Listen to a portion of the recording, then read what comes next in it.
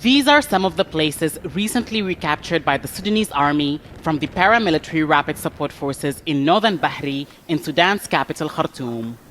Buildings shelled, cars destroyed by the fighting. The two sides have been fighting for 18 months, with civilians caught in the middle. Rifat Osman lives in Northern Bahri. The artillery shelling was dangerous, but we stayed and remained patient. The first time, at the start of the conflict, it killed 2 people, and they also hit our health centers. But this is the place where we were born and raised, so we couldn't leave.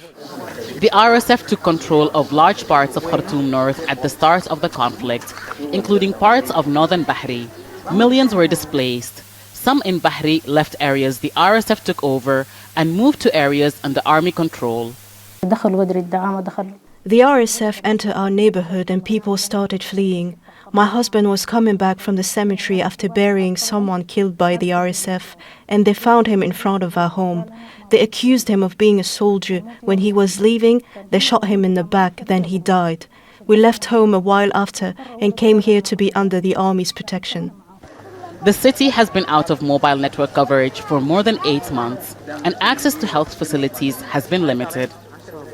Northern Bahri is one of the few places in the capital where, despite limited services, many civilians are unable to leave their homes. The area came under full control of the army after it launched an offensive late last month.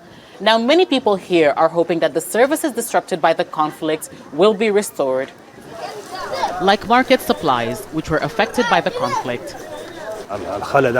Goods used to come through alternative routes rather than the usual routes, and the RSF would steal them and abduct or kill the drivers.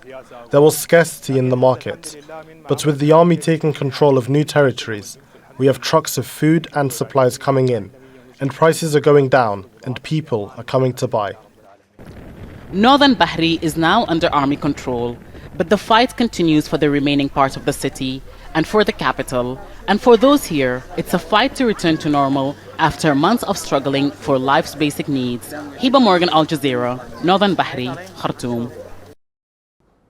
Make sure to subscribe to our channel to get the latest news from Al Jazeera.